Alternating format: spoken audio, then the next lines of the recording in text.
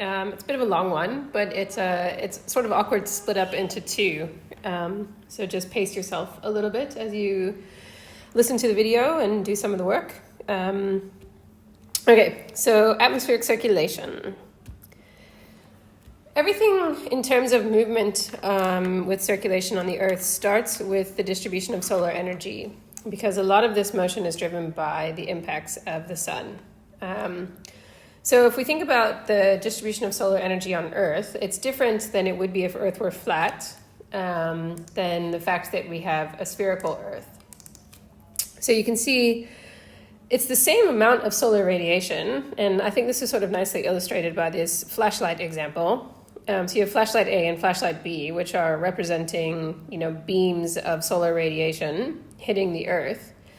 But if we start at the top here with flashlight B, this solar radiation, because it's hitting this part of the sphere, it passes through a thicker section of the atmosphere than the radiation that hits at the equator. And so another way to say that is there's a low angle of incidence. And so the amount of sunlight or solar radiation that you're getting is spread out over a larger area. Okay, so it's more diffuse. And a lot of this incoming light is reflected because of the low angle of incidence or the low angle of incoming radiation. And it's also reflected because the albedo of the Earth is higher at higher latitudes. Now, if you contrast that to flashlight A, where you have the same beam of solar radiation, it goes through a thinner section of the atmosphere, and the sunlight is concentrated on a smaller area. And so each unit of that area is now receiving more radiation. There's also less light reflected, and that's because you have a much higher angle of incidence or a higher angle of the incoming sunlight. And reflection is also lower because the albedo of these tropical desert areas is much lower than the poles. Okay, so right away, with just the incoming of the solar radiation and the fact that Earth is a sphere, we have this differential heating. And this is captured nicely in this table that just shows mathematically, how the elevation of the sun above the horizon impacts things. So here at 90 degrees, a high angle of incidence, so this would be like at the equator. And in this case, 98% of the radiation is absorbed and only 2% is reflected. And then if you were to think about the poles, where there's a very low angle of incidence, so that's this low 5 degrees here, only 60% of the radiation is absorbed and 40% of it is reflected. And that's just from the physics of shining solar light radiation on a spherical Earth. Okay, so the atmosphere absorbs radiation, and the thickness of that atmosphere with respect to the radiation varies as a function of latitude. Albedo plays a role. We already talked about this a bit with radiation. So the albedo is the reflectivity of the surface. It can vary from anywhere from 0 to 100%. The average for Earth is 30%, but of course it varies quite a lot over different types of, whether it's continent or snow or seawater. And then the other thing that's important is the angle of the sun on the sea surface. And so that's what we were just talking about, that incidence angle. And that has to do with how much of that incoming light is reflected versus how much of it is absorbed. Okay, so we talked in the radiation lecture about how the total energy received by the Earth from the sun must be balanced by the total energy that's radiated back to space, right? Because the Earth isn't slowly heating up over time. But that means that the total Earth must be in balance. This balance does not hold for every location on Earth, right? It doesn't mean that everywhere on Earth these things are balanced, because they're not. So what you're seeing in the figures here is zonal means of incoming and outgoing radiation as a function of latitude. So you see on the x-axis here, we've got latitude, and on the y-axis, radiation in watts per square meters. And so the blue line is the mean of the absorbed solar radiation, right? So of course that's highest at the equator and lowest at the poles. That's based on everything we just talked about. That should make sense to you. And then in red is the outgoing long wave radiation, which also varies a little bit, but it doesn't vary as much. The difference between the equator and poles is much smaller than for the absorbed solar radiation. Okay.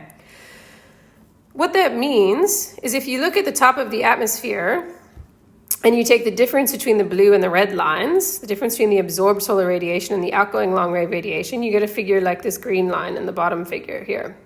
And you can see that in some places it's positive. This is the 0 line here. In some places, there's more incoming than outgoing, and that's here where your blue is above your red. And then in other parts, the blue is less than the red, where the outgoing is more than the incoming. Okay? So on net, it all balances out. But as you go latitudinally from the poles to the equator and back again, there's differences in terms of whether this net radiation is positive or negative. Okay. Another way of looking at this same idea, but a different illustration, at your high latitudes, all right, which are indicated here by the blue, there's more heat lost than gained, okay? And so again, here you're looking at, in this image, the red line is the incoming solar radiation, and the blue line is the heat that's lost, the radiation that's radiating away, okay? So overall, heat is lost by the oceans in the high latitudes. And so in the previous slide, I was talking sort of more generally about the Earth. Now I'm focusing on the ocean, but it's the exact same idea. So you've got heat loss, where it's blue, and this is because of the low solar radiation incidence angle and because of the albedo of ice. And then everywhere that it's orange here, your lower latitudes, you've got a situation where there's more heat gained than lost. And so that's where your red line here, the incoming solar radiation as opposed to the outgoing, in this case, oceanic heat, but it's the same for the terrestrial heat. Okay. So, but interestingly, this temperature difference is relatively constant. So what do I mean by that? Well, you might look at this and think, well, the equator and the low latitudes should just keep getting hotter and hotter and hotter, right? Because there's always more solar radiation coming in than what's lost. And the poles should just keep getting colder and colder and colder because there's more heat lost than gained. But this isn't true. Something works to balance this out. And so what ends up happening is that this excess heat is transported from the equator to the poles, okay? And it balances out for this heat lost. And so this movement of heat, it occurs in two ways. One way it occurs is in the circulation of the ocean, and the second way it occurs is in the circulation of the atmosphere. And so today we're going to talk about the circulation of the atmosphere, and we're going to spend an entire module in the future talking about the circulation of the oceans. Because we know that the equator doesn't just keep burning up and the poles don't just keep getting colder and colder. There's something that balances this out. And what it is essentially global scale circulation. And so what ends up happening is you create what's called a horizontal pressure gradient as a result of this differential heating of the Earth's surface. So you can see in the images here, you've got sunlight hitting the equator, and there's heating in the tropics. And that's indicated by that little sort of orange ball here in the tropics. And it gets warmer and warmer, okay? And you end up with it being cooler at the poles. And this creates a horizontal temperature gradient in the atmosphere. And once you have a temperature gradient, it sets up a pressure gradient. And so once you have a pressure gradient, then you've got an atmosphere in motion, okay? And this is a little schematic showing this. So you've got warm here, cold here, which means you've got a change in pressure, which means you're going to have a flow. And so we're basically going to spend this whole lecture looking at this kind of flow and explaining it in various ways and adding in layers of complexity to it. So here, this is looking at it from a different perspective. So now you've got your 30 degrees south here and 30 degrees north here, and this is your equator, or the ITCZ. Which is near the equator. And so what ends up happening is you have warm air that rises, and you've got warm, this warmer air here, it rises, and it hits the tropopause. You can think of the tropopause or the top of the troposphere as essentially a lid. Things just can't keep flowing out to space. They hit the tropopause and they have to stop. And then you've got this cooler, sinking air at higher latitudes, and you end up creating a pressure gradient, which leads to this rotational circulation here. All right, so that's what we're going to be talking about. What's important about this rotation, this circular motion here, is that this motion of a fluid, and yes, the atmosphere is a fluid, and the physics of fluid dynamics holds, it compensates for the radiative imbalance that's set up from solar radiation being unevenly distributed across the globe. And so this motion of fluid, the atmosphere and ocean as fluids, act as a heat engine, and they equilibrate the whole Earth system. Okay, so a couple of things to think about when we're talking about horizontal flow. One nice simplifying factor is that gravity doesn't operate in the horizontal direction, so that's good. And the equilibrium of forces in horizontal flow is a balance between the pressure gradient force, which we introduced yesterday in the pressure lecture, and the Coriolis force. And the Coriolis force is something that results because we're on a spinning planet. And the balance between the pressure gradient force and the Coriolis force is known as geostrophic flow. And the study of geostrophic flow is the study of all of the fluid movements in the Earth, which is basically your atmospheric and ocean dynamics. The other thing to think about with horizontal flow is that the atmosphere is much thinner in its vertical extent than it is in its horizontal extent. So think about the height of the troposphere, or what your typical H is, right? We calculated H, the scale height, as being about 7 kilometers. And think about, so that's your vertical, sort of first slab. And then think about horizontal extents. I mean, how long does it take you to drive 7 kilometers horizontally, right? It's not that far, just outside of Cape Town. So when we think about atmospheric motions in the horizontal direction, we're talking thousands of kilometers, and maybe only like 7 to 10 kilometers in the vertical extent. So for large-scale atmospheric motions, they're dominated by these large horizontal scales of hundreds of kilometers and longer.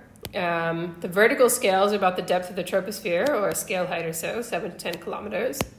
And from a time scale perspective, we're talking about, at least in this lecture, we're talking about things on the order of a day or longer. We're not talking about like instantaneous microphysics.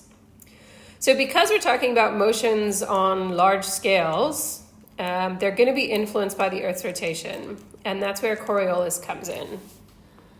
So, but before we get to Coriolis, I just want to talk a little bit about some review things that I think most of you probably know, but just to make sure we're all on the same page.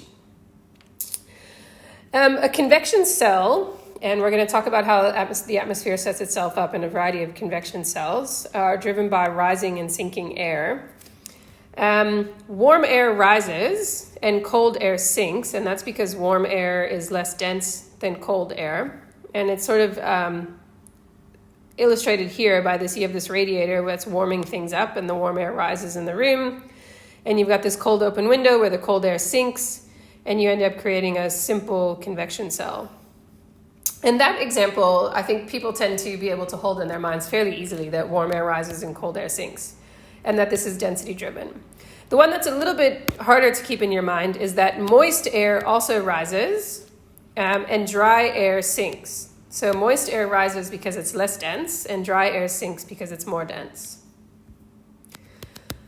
And so this means that we have to take into account the atmospheric water vapor content. The water vapor content is partially dependent upon air temperature.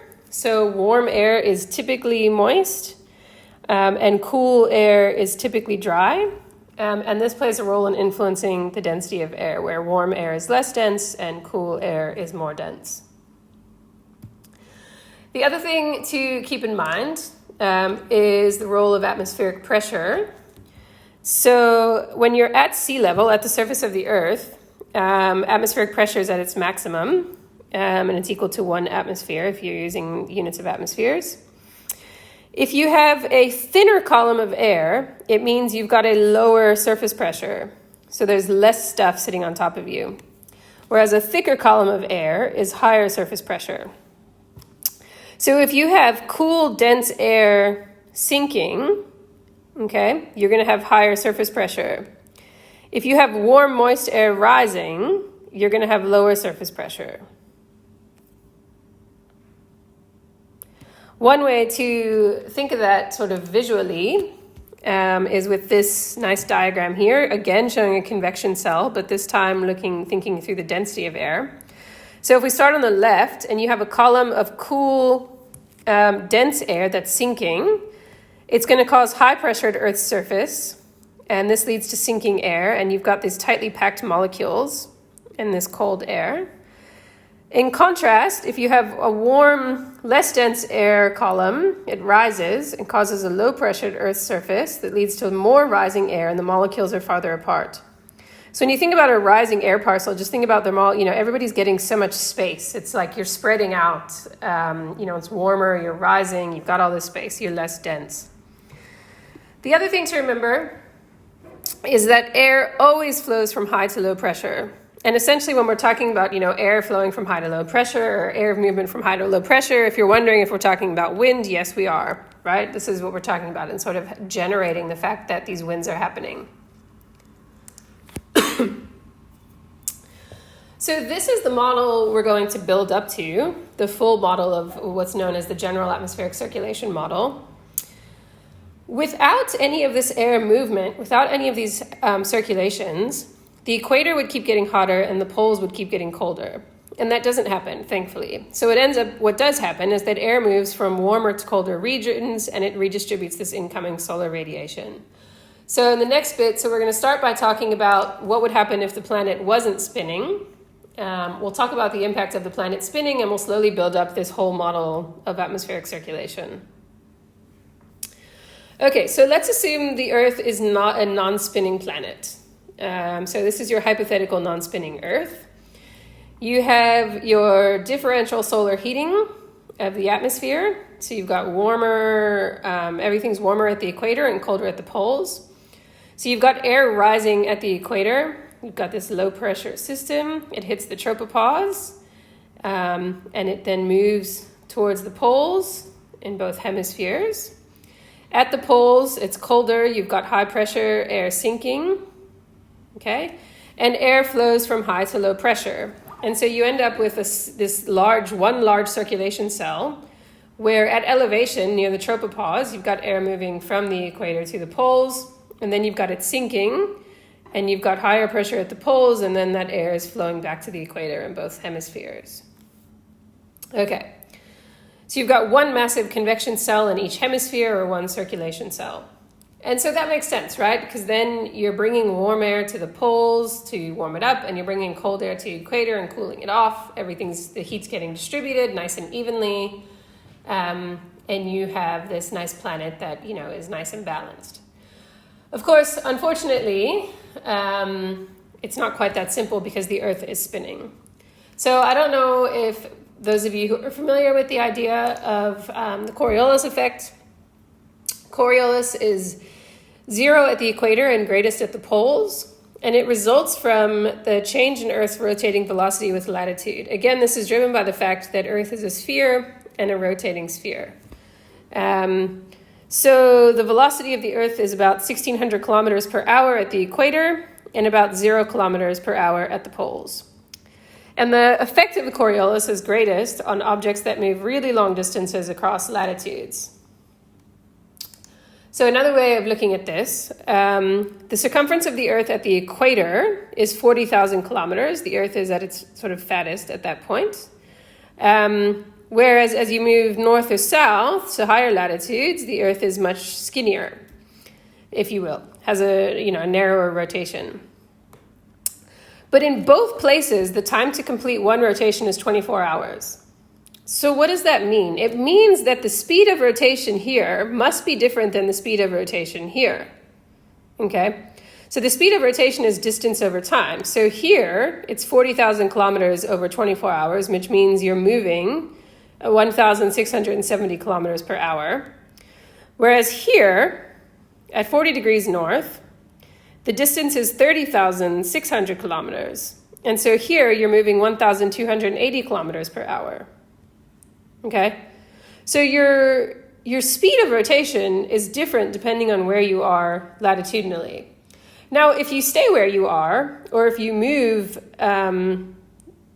just sort of horizontally along a latitudinal line, that doesn't matter. This starts to play a role if you want to think about something that makes a really long flight, something like a long airplane ride or something like a missile or something like a long wind blowing, then this starts to matter. Okay, a couple of takeaway points for Coriolis.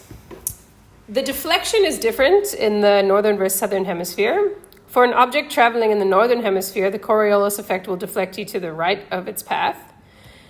And in the southern hemisphere, it will deflect you to the left of its path. Okay, so if you remember nothing else from this entire lecture about or anything about Coriolis, remember that Coriolis is 0 at the equator, to the right in the north, and to the left in the south. Okay, those are your take-home points. So the reasons for this phenomenon, as I said, the Earth rotates eastward. It's rotating that way. And the velocity of a point on Earth is a function of its latitude. So one way to figure out your velocity is to get the distance of the Earth and do it this way. The other, much easier way, is to calculate 2 omega sine theta, where theta is your latitude. So omega is the rotation of the Earth, and theta is your latitude. So if you just know your latitude and this constant, you can calculate the Coriolis force. So the Coriolis deflection is related to the motion of the object or the motion of the Earth and where you are on the Earth. So here, and this F is referred to as the Coriolis parameter. You can calculate it for any given latitude. And so by definition, depending on how you define latitude, F is positive in the northern hemisphere and negative in the southern hemisphere. And at the equator, it would essentially be 0, right? Because it would be sine of 0 is 0 times 2 omega is 0. And that's because there's no effect for objects moving east or west on the equator. Okay. So to summarize, at this point, winds blow across the Earth from high pressure systems to low pressure systems, but because of Coriolis, they don't travel in a straight line. The actual path of the winds and ocean currents, which you'll get to later, are a result of the Coriolis. Okay. Coriolis comes from Earth's rotation and the fact that Earth has to rotate faster at the equator than it does at the poles. And this is directly because the Earth is wider at the equator and a day is the length of a day. So a point on the equator has to travel farther than a point at a higher latitude. Okay, so I'm not going to spend too much time getting into the physics of Coriolis. Later on in the term, when you start to do ocean currents, you're going to do a lot more on it. If you're interested, there's a couple of really good YouTube videos that help explain it because it's a sort of hard thing to do in words in 2 dimensions. It's much easier in 3 dimensions on a video. So if you guys want, just give a shout and I can point you towards some of those. But important take-homes, Coriolis is 0 at the equator, and it deflects winds and currents to the right in the northern hemisphere and to the left in the southern hemisphere. When calculating the Coriolis parameter, make sure you pay attention to whether your omega value, your angular velocity of the Earth, is given in radians or degrees, and make sure that you put latitude in the appropriate unit so that you don't end up with a funky number. That's just a bit of a tip for the prac. All right, so we're getting there. The global atmospheric circulation model is defined by 3 circulation cells. It is frequently referred to as the 3-cell model of atmospheric circulation. Hadley cells, Ferrel cells, and polar cells. There's one of these in each hemisphere. So there are northern and southern hemisphere analogs. And essentially the rising and descending air from these cells are what generate the high and low pressure zones, which are what generate the winds and the movement. So here is a schematic of these various cells, the 3 different, you can see 1, 2, 3 in the northern hemisphere and 1, 2, 3 in the southern hemisphere. You've got the one on the left-hand side, one on the right-hand side. It's also showing you where you've got high pressure and low pressure. And this figure is also showing you the resulting wind belts that occur. You can see the east of these, the west of these, etc. All right. So you've got high pressure zones, which are defined by where you have descending air. And these are your subtropical highs around 30 degrees in both hemispheres, as well as your polar highs. And high pressure zones tend to be defined by clear skies. In contrast, you have your low pressure zones, areas of rising air.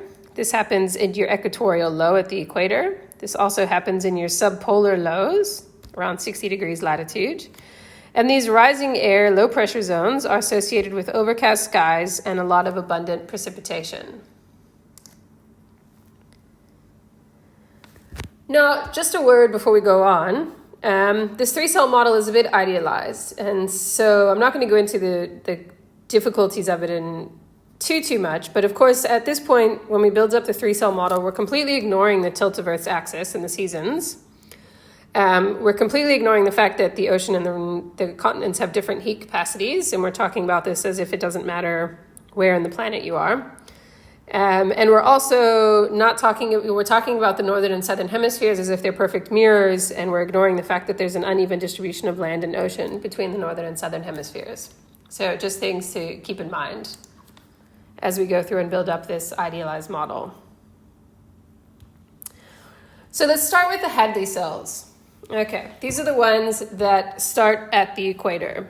So here we've got the equator, tropics, and mid-latitudes to 30 degrees south and 30 degrees north. So at the equator, you've got warm, moist air. It's unstable, it's not very dense, and it rises to the top of the troposphere. This rising warm air results in a low surface pressure. Okay. Surface winds are light.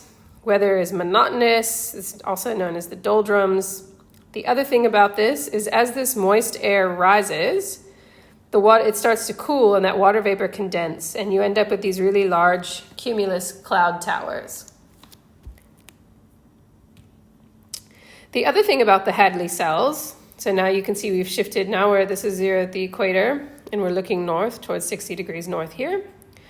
So let's look at the Hadley cell to the left. There's a mirror image Hadley cell to the right in the southern hemisphere. So the rising air, because it's warm, hits the tropopause, where air temperature increases with height.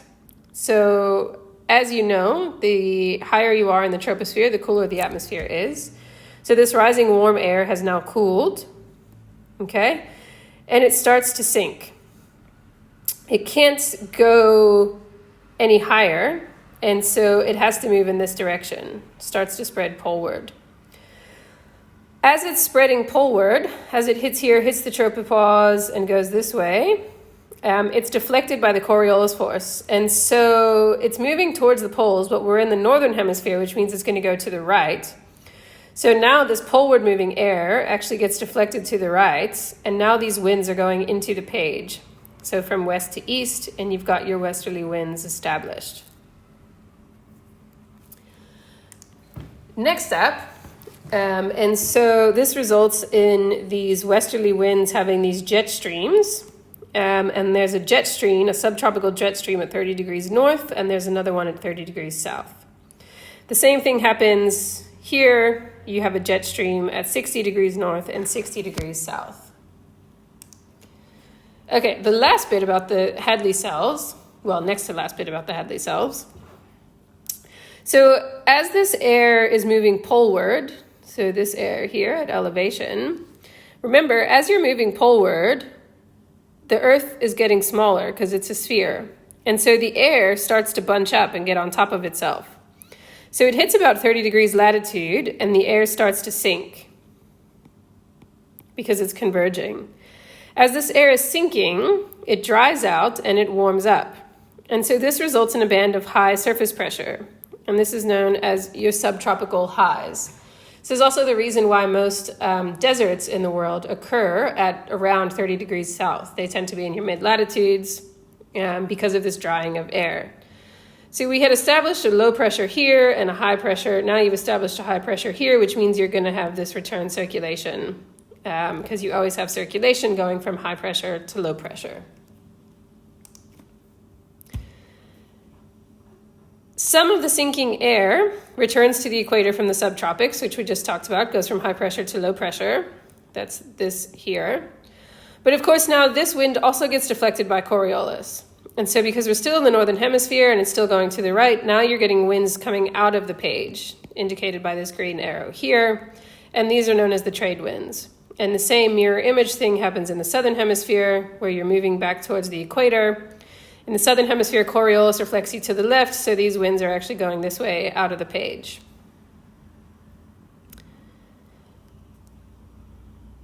Okay. Lastly, you end up with something called the intertropical convergence zone. So the reason for this is near the ITCZ, you have high levels of solar radiation and warm water, and it raises the humidity and makes it buoyant. And then the trade winds cause convergence, and so you end up with this buoyant air rising. And so you end up with this ITCZ that you can see from space. It's essentially a huge band of almost constant thunderstorms, and it's an artifact of the Hadley cell. It's a really interesting meteorological phenomenon that I'm not going to go into anymore, because now we're going to talk about Ferrel cells. So the second cell is a Ferrel cell. To talk about Ferrel cells, we have to quickly talk about eddies. An eddy is similar to a wave. It's essentially a change in the normal or average conditions in the atmosphere. And eddies occur where you have strong temperature gradients. And what they do is they sort of balance everything out. They warm the cold areas and they cool the warm areas by making a bunch of mixing happen. That's kind of the job of Ferrel cells or eddies. So the reason we need to introduce eddies is because Ferrel cells kind of look like they're going backwards. So here, this is 30 degrees north, and here's the Hadley cell we just built up. And of course, it's colder here than it is here. But the air is rising where it's relatively colder and sinking where it's relatively warmer, which doesn't make sense, right? It's the opposite. And this is different than what we've looked at before. The reason for this is that these mid-latitude eddies here cool the subtropics. So think about all these little eddies spinning around. They're cooling the subtropics, which results in a sinking. And the same eddies are pulling air from over here and warming the higher latitudes, resulting in rising air. And so the reason for the Ferrel cell pattern is it's because you have this really big temperature gradient between the mid-latitudes, where this warm tropical air meets this cold polar air, and it creates these instabilities. And so the Ferrel cell acts to sort of calm down these instabilities. So then the sinking air at the subtropical highs here, right? You've got sinking air in two arms of the cells. It starts to move poleward, and it gets deflected because of Coriolis, deflected to the right, which gives you your westerly wind flow, which is these.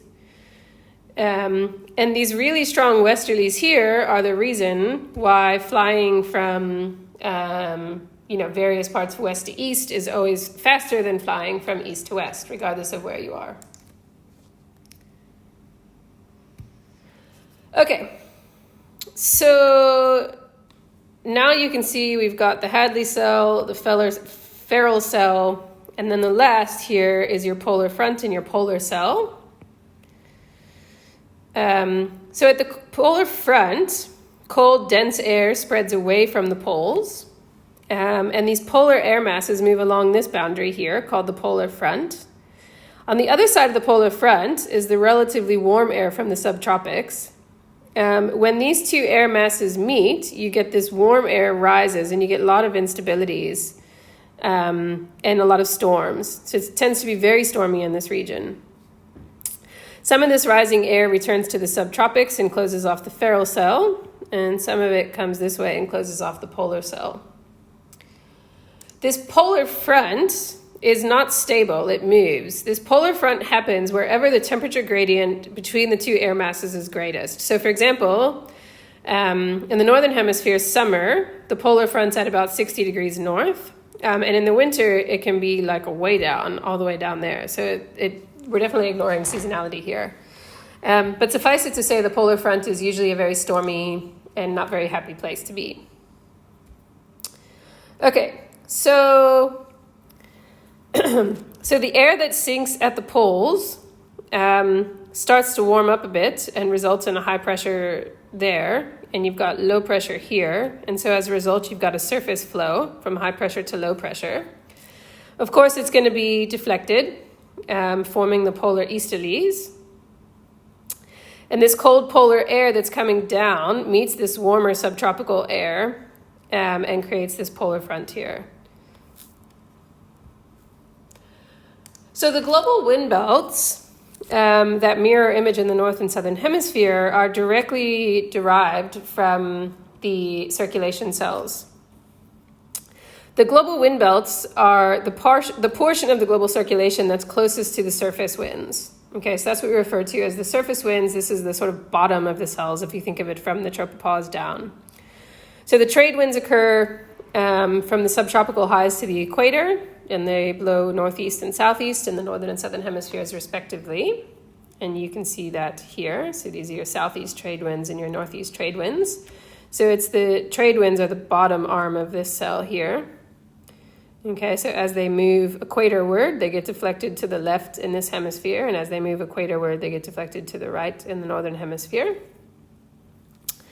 The other main wind belts are the prevailing westerly winds from 30 to 60 degrees latitude, and the polar easterlies from 60 to 90 degrees latitude. And now I want to go back to, here we go. And you can see these are your prevailing westerlies, and here are your prevailing westerlies. Okay, and again, it's driven by this surface arm, so it's moving poleward, gets deflected to the left in this hemisphere, and here we've got air moving poleward at the surface, it gets deflected to the right in the northern hemisphere. So that's what's controlling that. And then you've got your polar easterlies here, deflected to the left, and then your polar easterlies as it moves towards the equator gets deflected to the right. You'll notice the bend of the polar easterly arrows is greater than the prevailing westerlies and southeast trade winds, and that's because your Coriolis is at a maximum, because you're at a higher latitude here. Okay, the boundaries between the wind belts are known as the doldrums at the equator. They're the horse latitudes at 30 degrees. You can look up why they're called the horse latitudes. It's pretty morbid. And then the polar front at roughly 60 degrees, but like I said, it moves a lot seasonally. This is just a nice study table slide that you guys can look at that sort of helps understand the various wind belts and boundaries. Like I said, it's important to keep in mind that there's a couple of things we're ignoring when we build up the three-cell model. And then, of course, that there's going to be a real seasonality to this. This is just sort of an example showing now this is January, what the atmospheric pressures and winds look like. Obviously, you don't have these perfect high pressure, low pressure cells distributed across the equator. You do in general around 30 degrees have these high pressure systems. And you tend to have these low pressure systems here in the polar areas, but it's not quite a perfect world. In this case, in your northern hemisphere winter, you have these high pressure cells here from the sinking of weight of cold air. Okay, and lastly is just a reminder of the difference between weather and climate. So weather are your sort of very localized conditions at a particular time and place, whereas climate is the long-term average. And so the ocean and atmospheric circulation